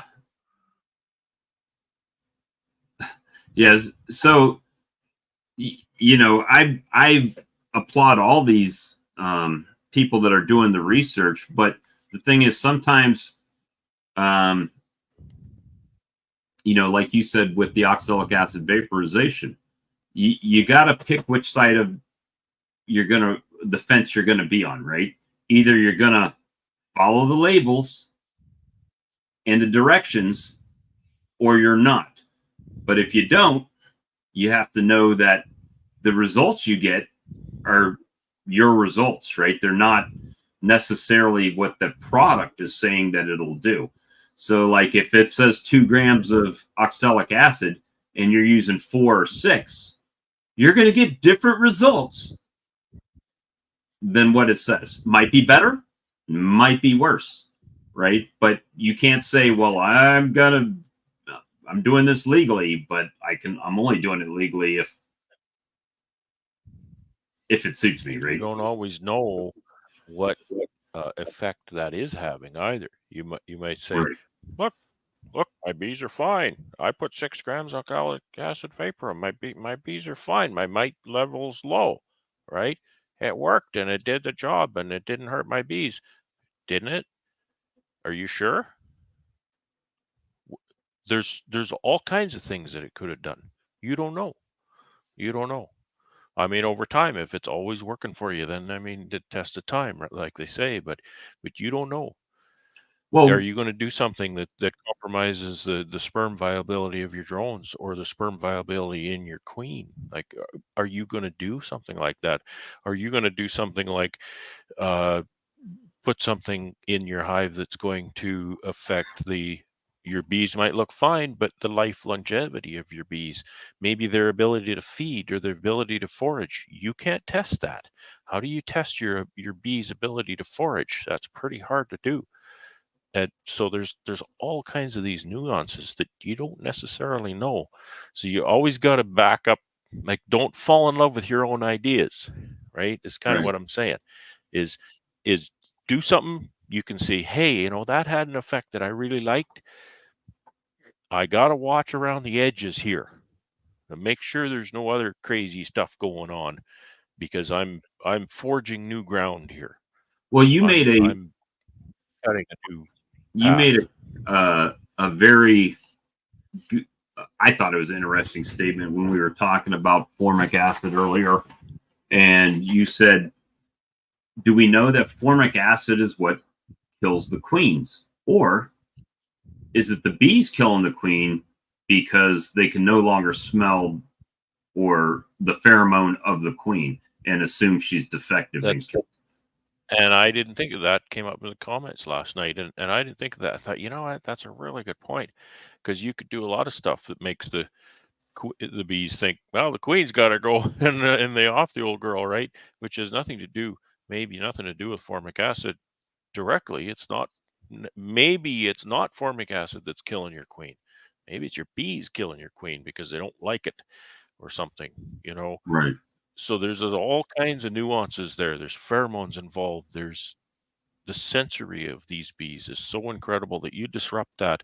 And don't mistake, you put formic acid in a colony, that's a disruptor. Holy cow, that's a disruptor. Brian's being quiet over there. I see the wheels turning. He's formulating his next question. Just waiting my turn. I got stuff to say. I'm just waiting my turn. I need to start bobbing and weaving now. Body blow. I still have half of a cookie left, so I can eat it. But I think I had a different path of learning how to treat mites, and I was thinking about this as we were having this conversation. I think a lot of the voices of the clubs I went to at the beginning were warning me against the synthetics from the fluvalinate and Kumafos stories. So I never looked at Amitraz. I used it once when I helped out some lady with her hives because she had the product. And I pulled it out of the package and I'm like, I don't smell anything. Is this even right? Like it was like I wasn't even sure I was doing it right. That's the only time I ever used it. I always used thymol, oxalic. I've only used formic once or twice, so I've got to dig a little bit more into it. So as I saw Robyn study, which this isn't the first time I've seen that presentation or that data, I wasn't surprised at all because that was the life of the beekeeper I lived. You know, I went from the first couple years trying to be treatment free, seeing how that was going to work, and then figuring out IPM. And then I was exposed to the IPM pyramid pretty early in my beekeeping career as well. And that was a framework of thinking I wrapped my head around pretty quickly as well. So that was a big key in my success. But and then I want to say something about treatments too. I bend the label, and I'm gonna say bend the label for a couple of reasons. Because I understand how difficult it is to change the label, even with additional data that backs changing the label. I understand the difficulty of that process. And there are times where I'm looking at other data to support me bending the label. I don't just bend it willy-nilly, right? I look at something that's going on like maybe Randy Oliver's doing with some slow release studies or something that's peer reviewed or some sort of study based that I might go, maybe I can tweak this to make it work for my situation. Every situation hasn't been tested by those people who put out those products. Right. So there's going to be situations that the label's not going to apply to. So sometimes it's got to be on that skilled beekeeper to be able to do that with the label. And this is what I tell people about the rules of beekeeping as well. Beginning beekeepers need to know those rules, and it's really helpful to have those rules. But they aren't really rules, they're guidelines. And the more skilled you get and the more you understand that they're guidelines, the more malleable they are, the more you can manipulate those guidelines and break that rule that the 101 book tells you. And I think that's the same with treatments. If you're wise about it, you can bend the label for an intelligent and thoughtful situation. And that's Right. all I'm going to say. That's my soapbox. So if you're not sure if you're intelligent, don't bend the label, is what you're saying. Thank you, Brian. Appreciate it. Brian says he enjoys the science type chats. I really like these formats too, where you have an expert in and then it gets to go into conversation. I think it's really deep thinking kind of stuff. I enjoy it as well. It's one of those things to where sometimes we're lucky to have people we can get on, and it just so happened that this week we were able to get two. I don't often search and destroy people to come on the stream, right? Masquerade is Bob Binney, so they say yes. Yeah, I just need to change my screen name to Bob Binney, and we'll have everybody coming in. We are so fortunate in what we do, and there's an industry here that the scientific community is supporting, but the sideliner and hobby side of this too just comes right along with the whole thing, and so fortunate to have access to these studies and these scientists, these doctors and these universities and all these people doing this research and coming up with all of this information for us. And I don't know if there's any other even hobby, if you want to call it that. For a lot of us it is a hobby, that has that. It's just incredible. It's it's an anomaly, at least on the YouTube side of things, right? So I've been fortunate to go to a few conventions, or I call them conventions, but seminars, and the Manitoba Beekeeper Association meeting stood out for me above the others that I've been to. And for the pure reason that it was very well organized. There was a lot of great speakers, but it wasn't so huge that you didn't see Dr. Robyn Underwood grabbing her salad at lunchtime. And while you're standing in line with her and Corey Stevens, you're actually having a bee conversation while you're grabbing your lunch. And, you know, or you run into Dr. Underwood at the airport and 5:30 in the morning, you're having a bee discussion, right? They weren't. Or sitting there having my lunch and Dr. Purnell sits down next to me and chit chat the whole time. Right. It was very accessible Just awesome. people. Awesome. And some, I haven't been to a bunch. I've been to a few, but some of them that are bigger, or maybe I'm the smaller fish, so nobody gives a crap or whatever. I understand. I get that. But it's YouTube community. We seem to share information, good, bad, indifferent, better. I don't know if it's better because I'm not like in the local club, right? So it's we have a Facebook group. A lot of us have each other's phone numbers and emails and stuff like that, so we communicate probably more than other things. You know, I've done other ventures and stuff, and people really didn't communicate outside of our meeting, right? And with YouTube and the entire community, it's just that I can pick up the phone and call Brian, and Brian will either answer the phone if he wants to talk to me, or he'll, you know, swipe me left and get me out of there, you know, that type of thing. but the chances are, if I call Brad Hogg, if Brad's not busy, he's going to pick the phone and say, Bob Walker, you know, because that's his his thing for me. So, I mean, it's just everybody's accessible, right? Everybody's willing to share that information because at the end of the day, we all want our bees to live and to survive, right? And that's the common goal of beekeepers, I think. But sometimes in other beekeeper doesn't love to talk bees, right? That's a universalism, pretty much. What beekeeper doesn't love to talk? I'm on admin group in a lot of Facebook groups, and so I get to approve new members and whatnot. And if I want to look, if I look at an application and I think, I don't know if this person is really, you know, fits the bill, and I can look at their profile. If they don't have one bee picture on their profile, then it's like, you're not serious. Right.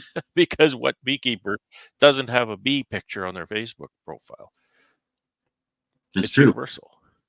It is true. Anyway, guys, we've been going for right at 2 hours, and I appreciate all of you that came and supported Dr. Underwood and the channels because we multi-streamed, I think, 5 different locations tonight. Two different bee associations, Brad's channel, my channel, on both YouTube and Facebook. And, you know, we still have 100 people watching at the moment, and we appreciate it. Brian, thank you for the super chat. Everything helps out. And hey, I'd love to hear about Tom Bacon's experience with the EPIC program at some point. I know he's been doing a lot with that. That might be another good conversation for another night. Yeah, we'll get him on. He's always welcome. Most of the time, you guys, you know, we share the link and let people come in. But sometimes when we have special guests, we don't do that just because we could have 12 people in here. And then we don't want to first overwhelm somebody with 12 different questions. And there's no, I hate to say control, because I'm not, you know how we are, we don't care. But the speaker may care. So that's why we do it that way on these nights. So we appreciate everybody that showed up and supported us, and we really appreciate you guys. And we'll see you on the next stream. Good night. Good night, everybody.